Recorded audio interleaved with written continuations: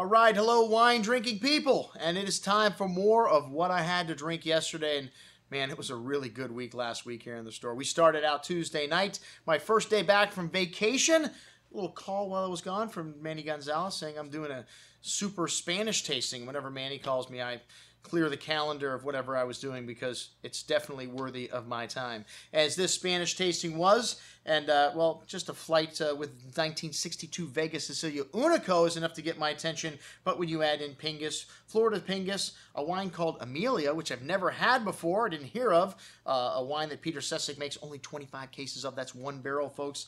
And then, of course, El Pison, one of my favorite wines from Rioja, Lermita, Clos Erasmus. Are you kidding me? Let me pinch myself. This job just keeps getting better.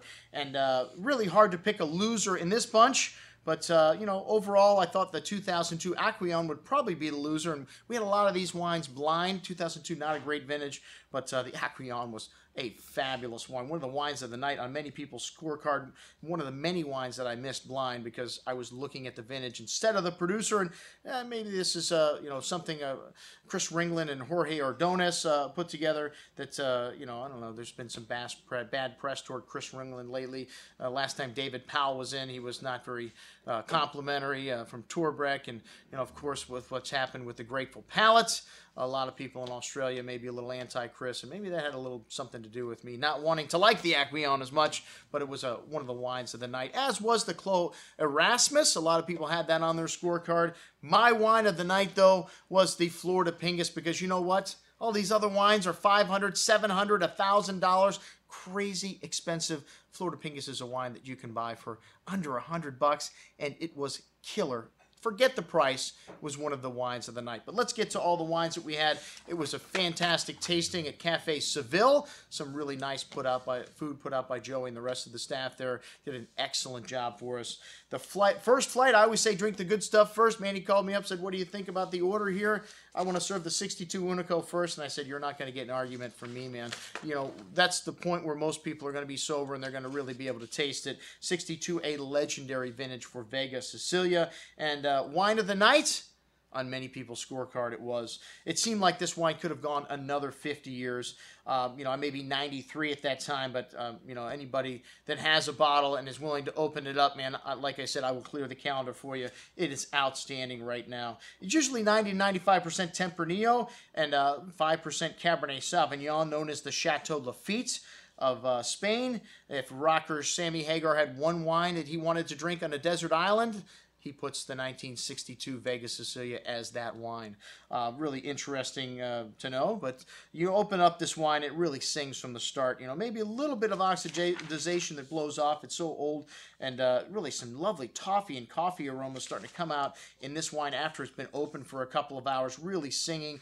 Exotic spices, cocoa, strawberry jam-like fruit still left here on the tongue. Lovely freshness on the finish. You know, this wine very smooth and velvety now. Like I said, drinking at its peak, but just seems like it has the richness to hold possibly another 40 or 50 years. If I make it to 93 and somebody still has a bottle, we'll figure out at that time. All right, the Reserve Especial. This is a wine that's equally as compelling as the 1962, but just seems so much younger. Unico's released 10 plus years after the vintage. The Reserve Especial is a blend of three great vintages. This offering contained the 91, 94, and 98 vintages, and this wine seemed to be at another level of concentration and depth.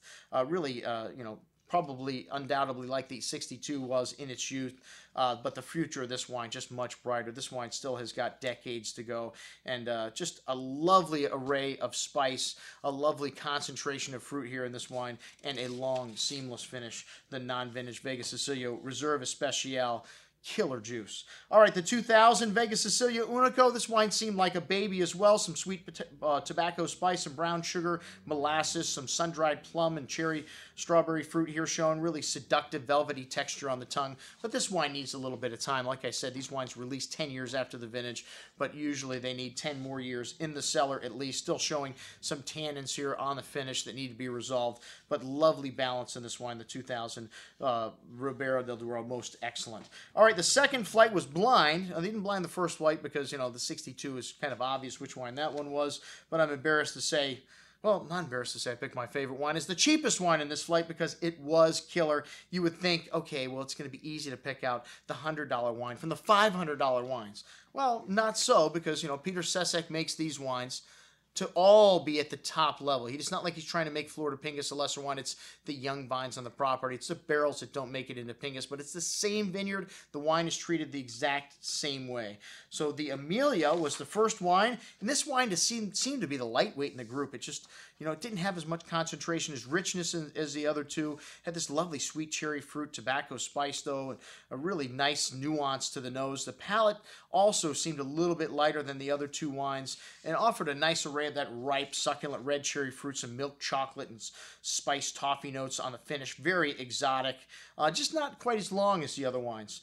The 2005 Pingus was next, and I thought this wine was either the Pingus or the Amelia immediately because of the concentration level. Just an incredible bouquet here. Sweet tobacco spice, soy, animal, molasses, black olive, licorice spice, just an array of spice and earth, black cherry liqueur-like fruit just oozing from the glass. A real blockbuster, and like I said, I immediately picked it as Pingus or Amelia, but this wine just another level of concentration, it seemed, from the first wine. Also, the third wine, wow, I mean, just as big almost as the Pingus, and lovely sweet tobacco spice, dark chocolate, vanilla, black cherry liqueur, mineral, graphite kind of notes coming out in this one. And like I said, I picked both of these wines as either Pingus or Amelia. Not getting to drink a lot of these wines because they're so expensive, and the Amelia actually turned out, the wine I thought was Florida Pingus turned out to be the Amelia. The Pingus turned out to be, the Amelia, and then the Florida Pingus, which I thought was the Pingus. Favorite wine of the night. Hey, killer juice at, like I said, a fraction of the cost of Pingus. All right, Flight 3 was the pre-wrap throwdown. That's right. There was 5 original guys. We had 2 of them in a lineup from the early 90s that started things in the pre-wrap. Rene Barbier being one of the pioneers there. Daphne from Chloe Erasmus. And then Alvaro Palacios also. Well, the 2005 Chloe Erasmus and 2004 Lermita, I figured should be easy to pick out, right? Because it's a year apart. I just looked at the lighter colored wine and assumed that was the Alvaro Palacios. Both of these wines are mostly Grenache, so the varietal makeup's not that different, but the Lermita's 10% Cabernet, which is where I went wrong. I should have looked for the Cabernet, a very distinct varietal. It stands out, and the Alvaro Palacios had it. The Chloe Erasmus didn't. But the Chloe Erasmus had this lovely, pretty bouquet, ripe, delicious, kind of cherry liqueur-like fruit, raspberry coulis, a little smoky, toasty oak, some slaty minerally notes also showing, some nice floral qualities. It was one of the wines of the night on several scorecards, and just this wonderful silky texture to this wine, like velvet on the tongue, but had this lovely core of solid fruit. Killer juice, the 2005 Chloe Erasmus. The 2004 Alvaro Palacios, I thought the Erasmus just eked it out. This wine was a little darker in color. That 10% Cabernet, probably the reason why. And also, showed some of those qualities of Cabernet, the herbaceousness of it, the dark berry fruit. But a classic mistake. That black pepper also in this wine, a sign of that. But just screamed Cabernet Sauvignon after I knew it was. But really more youthful on the palate as well, even though it's a year older. This one had wonderful freshness, that violet, floral, and slate-like qualities also shown in this. Most excellent juice, just a shade behind the Chloe Erasmus. Extreme Grenache up next, the 2004 Spectacle and the 2002 Alto Macayo. As I said, one of the worst things you can do is just look at a wine and judge by the color which one's which. And 2002, a weaker vintage, I just assumed it was going to be the weaker wine, but in this case, the 2004 was the weaker wine. It had a distinct kind of fruitcake-like quality to the nose, and it seemed to definitely be a little older, a bit lighter in color, and I'd never had this wine before, but I thought it was excellent, but maybe a little bit past its prime. It just seemed to be a little dry and kind of bitter on the finish. The 2002 Alto Moncayo was the opposite of that, man. This wine's still very youthful, dark Kirsch and dark cherry fruit, some sweet vanilla spice, tobacco, cigar wrapper, dark chocolate cake, really seductive bouquet of aromas. Just a long wine on the finish. Lovely richness, but lovely balance in this wine. Definitely one of the wines of the night, the Aquillon from Bodegas Alto Moncayo. All right, the 100-point Tempraníos. We're up next. Doesn't get any better than 100 points, folks. Which one was better? Well, they were blind, and, I was saying I'm going to just throw away the towel if I get the Numancia wine wrong. The Toro wine should be so much different from the two Riojas, Benjamin Romeo Contador, and the El Pison from Rioja, which is the only wine that I think I got right all night. El Pison, one of my favorite wines, a single vineyard, very old vines from Artadi, one of the more forward, progressive thinking producers in Rioja. He uses small barriques, and it doesn't use that Crianza Gran Reserva scheme for his wines. Labels them single vineyards, and then he's got, Grandonadas, which is a blend of different vineyards from great vintage, but really different than most producers, old school producers. The Numancia Toro was up first, and this wine had a lovely smoky, leathery kind of bouquet with fine herbs, dark cocoa spice, wild strawberry, kind of jam fruit, really young and vibrant, smooth and round on the tongue, even though it was really big. Had some lovely extraction in this wine and lovely balance. I thought this was the Benjamin Romeo because I'm not really familiar with that wine, and I thought the Benjamin Romeo was just a little darker and richer, which usually is what you get from Toro. I've had Tremanthia several times and have to say I remember it being a little richer than this wine was, but really long finish, and like I said, you're splitting hairs with these wines. They were all most excellent.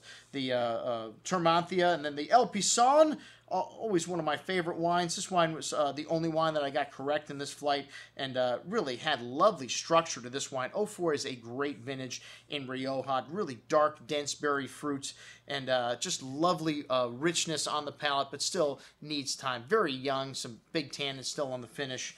And El Pison, if you have the 04, I would hold on to it for another decade or more at least. Benjamin Romeo Contador. This wine had this really closed bouquet. I think all the three of these bouquets initially, I had to really work hard to get something out of it, but some lovely wild strawberry, black cherry kind of fruits, and jammy on the nose, some floral notes. Really nice bottle of Rioja, but again, all three of these wines need time. It's kind of a shame to drink these wines. They're very, very young. What most people are paying for that 100-point score is something you can set aside in the cellar, but it was nice to be able to taste these wines. Of the three, I like the El Pison the best, and then a lovely surprise and treat at the end, a bottle of 1986 Chateau Yquem. But how do you end a fabulous evening like this with one of the world's greatest wines is apropos in my book, the 86 Yquem. Not a great vintage for sauternes. 86 was a fabulous vintage for the dry red wines, and the conditions to make sauternes are very different. So this 86 had that lovely peach and honeyed character that you get from aged sauternes, but really didn't have the bright acidity that you want in a wine that's this old. So I would say if you've got 86 Yquem or 86 sauternes, you may want to start drinking them up. I don't think they have a huge lifespan ahead of it, but a little bit of that orange peel, which I also like in the vintage sauternes, was coming out in this wine. Just didn't seem to have the acidity that a great vintage of Yquem seems to have, but lovely complexity and a fantastic wine. Thank you very much, Manny, for inviting me to your cult Spanish tasting. That's what I had to drink yesterday, folks. I'm your host, Andrew Lampasoni, signing off for the Wine Watch, saying remember, always drink the good stuff first.